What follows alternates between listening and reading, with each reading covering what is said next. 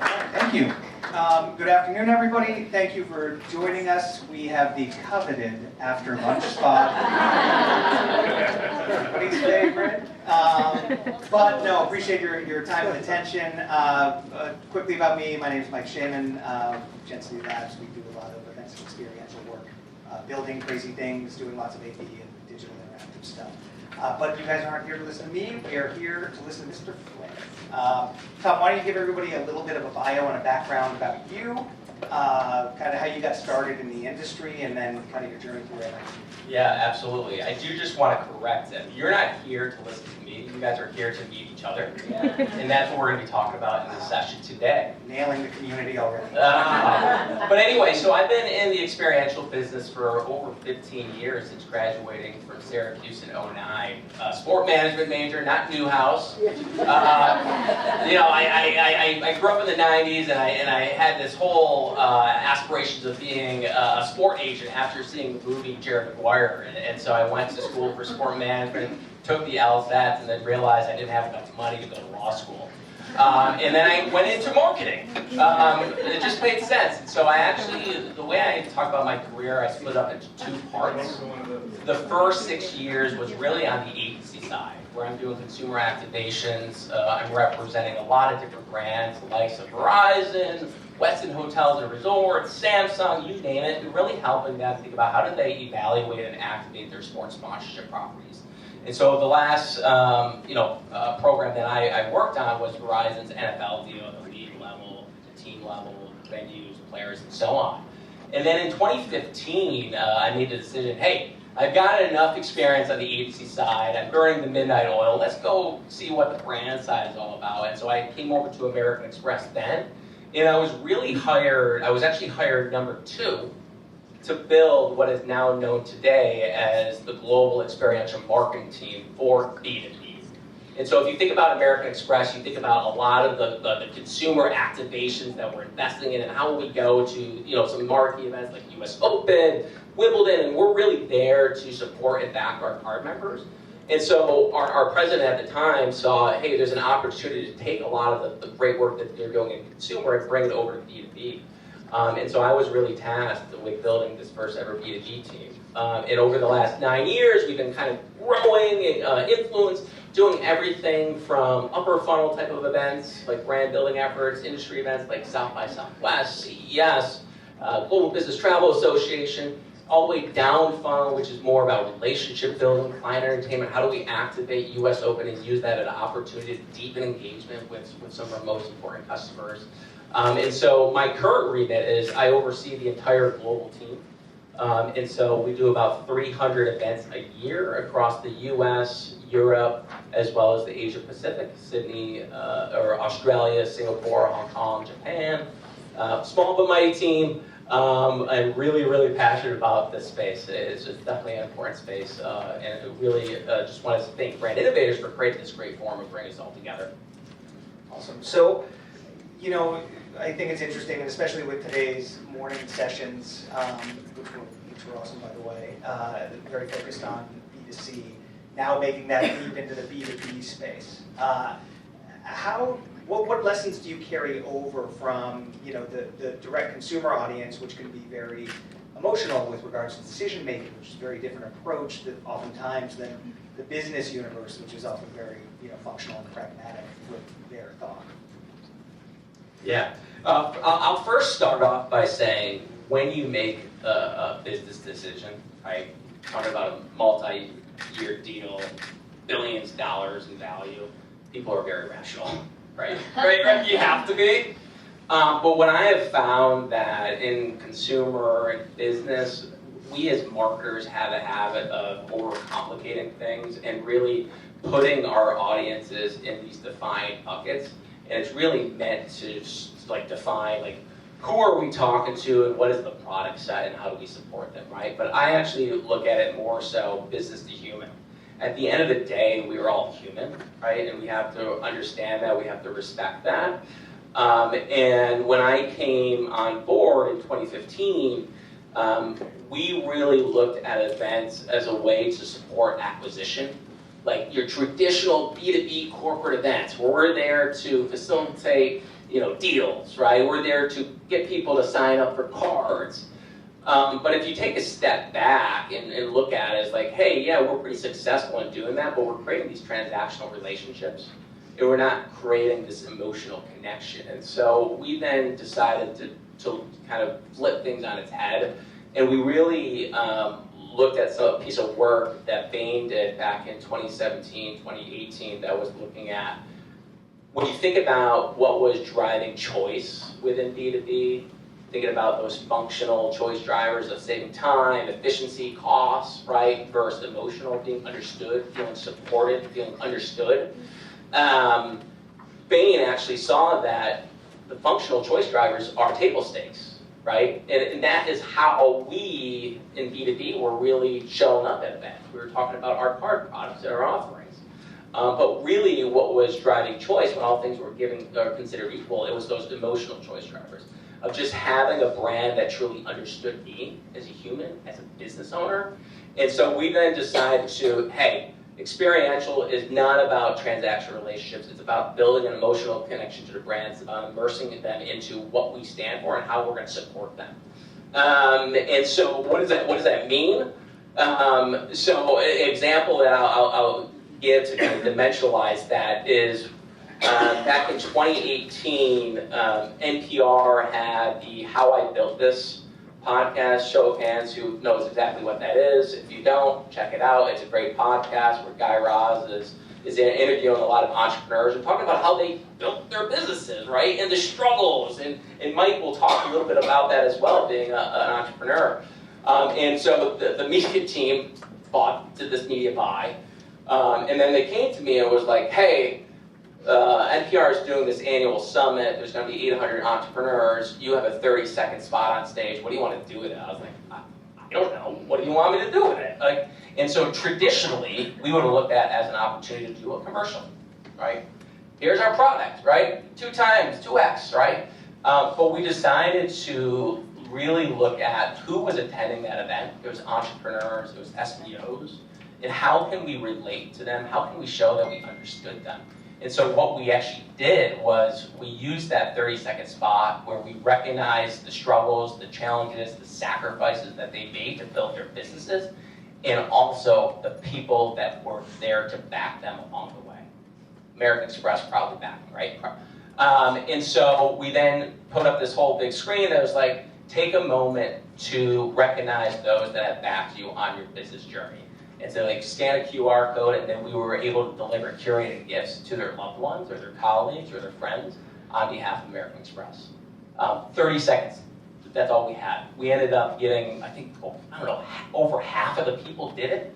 And so we then were able to get them into our ecosystem. So that is kind of just like an example of how we look at experiential at American Express, specific to B2B. Yeah, I love that story. And I do want to say that I would probably not be sitting on the stage right now if it wasn't for Amex.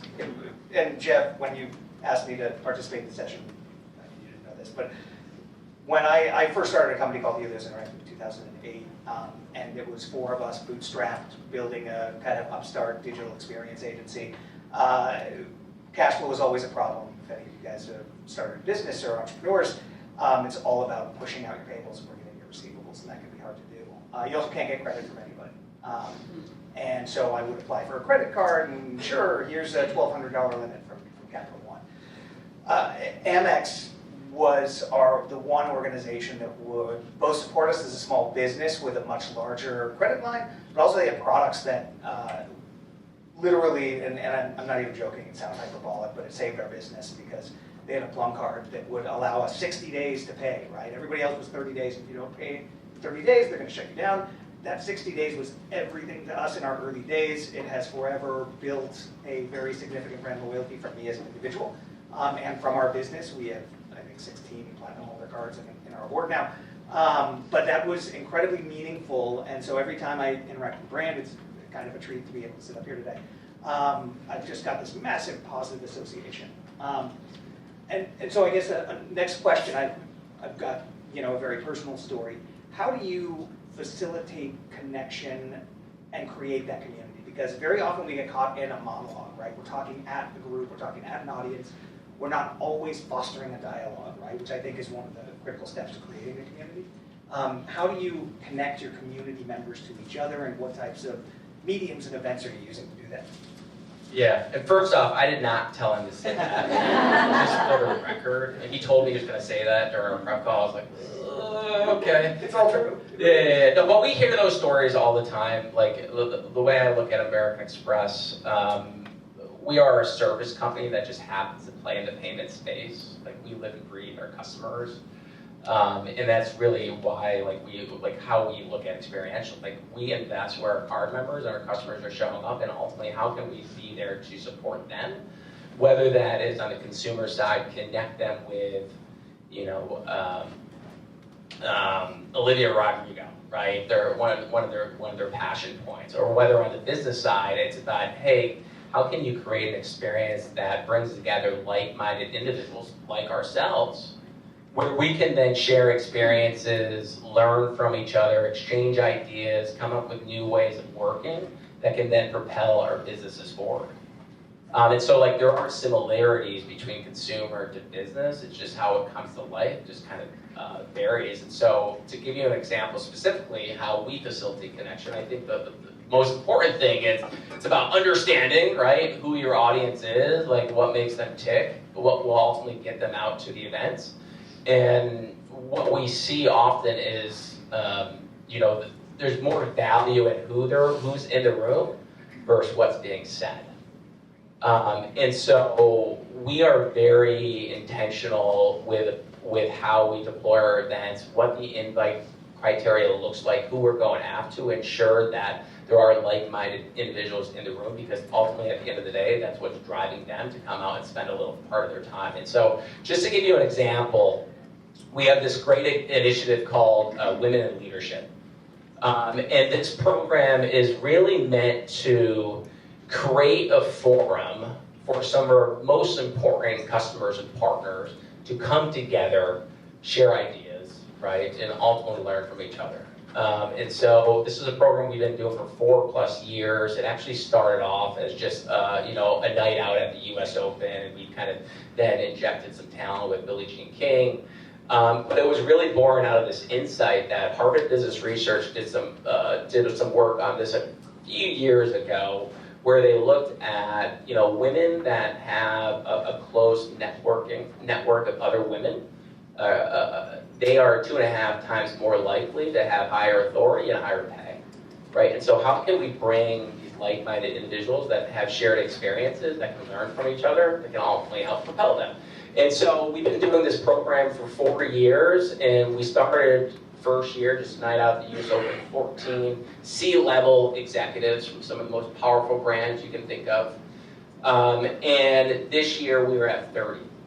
And so the experience is, yes, it's a beautiful experience where we're actually hosting our customers at our new Centurion, New York property over at One Vanderbilt. It's an afternoon that includes a nice lunch experience curated by Chef Daniel Boulud's team, followed by a nice fireside chat with Reese Witherspoon this year. So it's a really great event. And then we bust them off to an evening of networking and tennis at the US Open for women's semifinals. And so you could argue that, hey, Reese Witherspoon is the draw, she's great, she's an important part of the experience, but really the secret sauce is in creating these different formats throughout the day that is conducive to networking, to the welcome reception, to the lunch, to the sharing ideas during the recession, to the bus ride over to Flushing, to the evening of tennis, right? And so I think that's another thing is not everyone is the same, and so there might be some extroverts and some introverts, and so you have to understand that. How do you create these different formats where they'll be more comfortable to open up and network and get value out of it? It's a great program.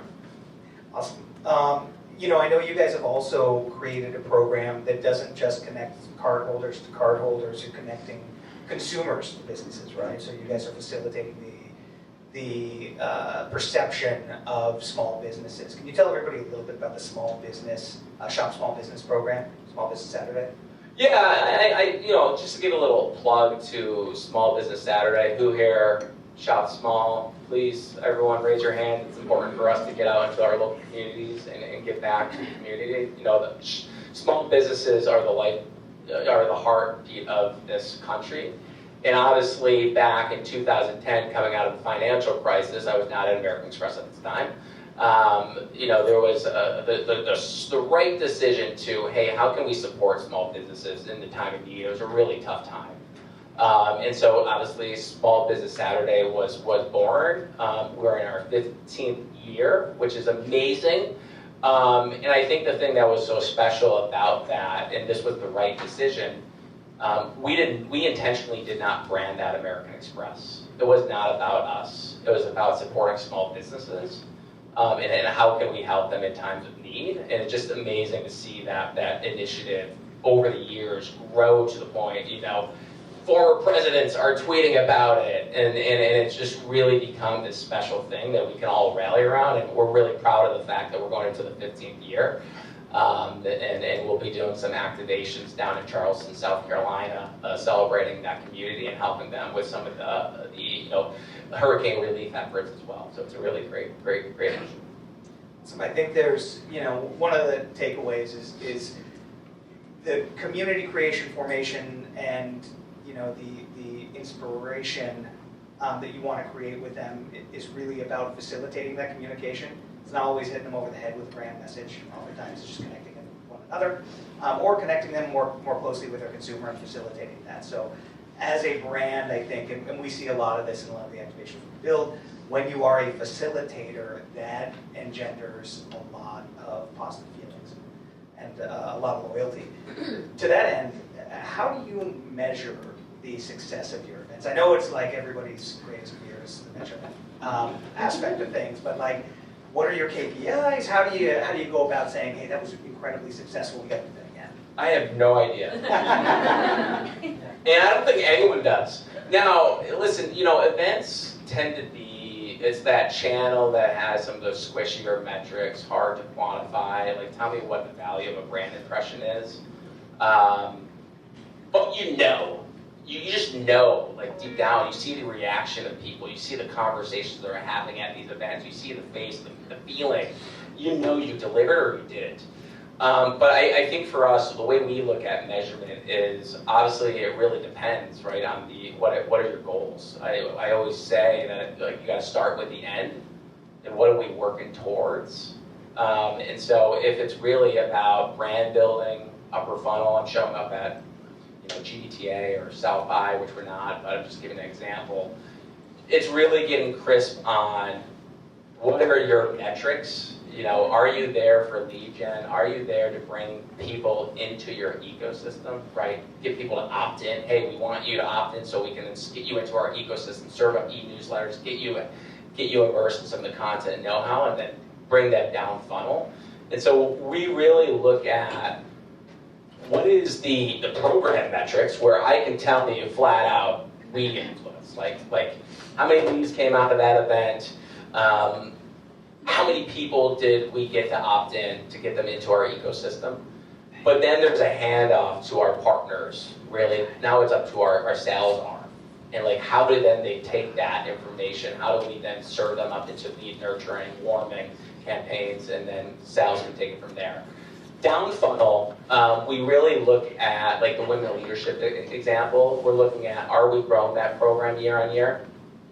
Are we reaching new audiences? Because we don't want to just be hosting the same people year over year, but how can we really get people we haven't been able to connect with? Because just bringing people together is so important for making deals. And then we also do look at, like, ultimately, how are we influencing the strength of the relationship? And so we do have, like, internal relationship scores that we will look at, and then are they kind of moving? But what I also say is there's a lot of different touch points that goes into influencing a deal.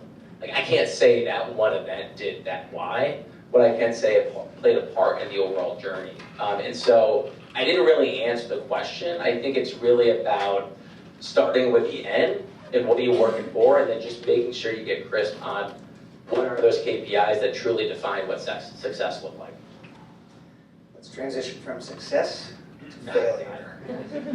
I love using failures as I think we learn more from our failures than we do our success. I think they're fascinating stories. I actually want to start a conference, or Jeff, you guys can do it, all about massive fails and major struggles, because there's a ton you can take away from those.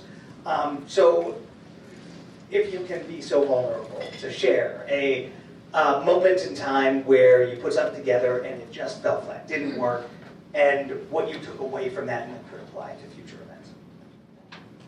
Yeah. So I'm going to go back to, and he told me, by the way, he told me he was going to ask this. Okay, just to be clear, like behind the scenes, how magic is happening. So I'm going to go back in time, the fall of 2021. What's happening then? Omicron, right? And we're kind of in this in-between phase. Are we back to in-person events? Are we still virtual? We had no idea. And we were just trying to figure it out, like testing a lot of different things. And so my team, we actually decided to do like a little test where we're going to do one fully virtual event, we're going to do one hybrid event, and we're going to do one in-person event. And let's see what the people tell us. And what we saw was, I'm going to focus on the hybrid event. So we were doing this hybrid event. It was a card member event because we were really, during the pandemic, invested in supporting our customers. So a lot of the program we did was customer focused. We were doing this event in Chicago, and in partnership with Sebastian Maniscalco. Hopefully everyone knows who he is, great comedian, well known, and we were going to bring him in to do, kind of talk about entrepreneurship, obviously do a little bit. And we were going to offer it up as a hybrid event, in person and virtual. Well, guess what happened? 2 people RSVP'd and no one tuned in on virtual. And so I think what happened was... Switch mics. Thank you. So reflecting on it, I think what happened was that we offer them more choices, and so I don't know if they necessarily could make a decision. But I also think the format of the event really is critical on, is it a virtual type of experience versus an in-person? And we weren't quite sure. We were still in that phase where people would be doing master classes on home cooking, right? And you would get all these people tuning in, right? And so we thought comedy was just the right place to be playing in for home viewership. But I think at that point, there was a lot of virtual fatigue, but there were still also some concerns with coming in person. And so my takeaway from that was, once you feel like you know what's happening in the marketplace, things change. And you don't know. And so you have to constantly be assessing, right? You have to constantly be tinkering your strategy. What worked yesterday might not work today. And it's important for us to be doing that. And so at that point, I then made the decision, we're never going back to hybrid from a client entertainment type of event. Just to be clear, virtual is a great format for specific use cases. I did a virtual event for over 1,000 people yesterday across US, APAC, and EMEA. And so, so the learning was really, hey, you have to constantly be, testing. You have to constantly understand what's going on in the marketplace. You got to constantly be tinkering. But I think the power is bringing people together in person. Well, I know we're running out of time. I'd encourage you all to make a gift to Syracuse so they can afford an orchestra to actually play us off. Very elegant next time. I don't know if we have time for a question. I want to make sure we're not. We don't have time for a question. You can all hum us off the stage. Everybody, if you can join me, please. Thank you. Good time.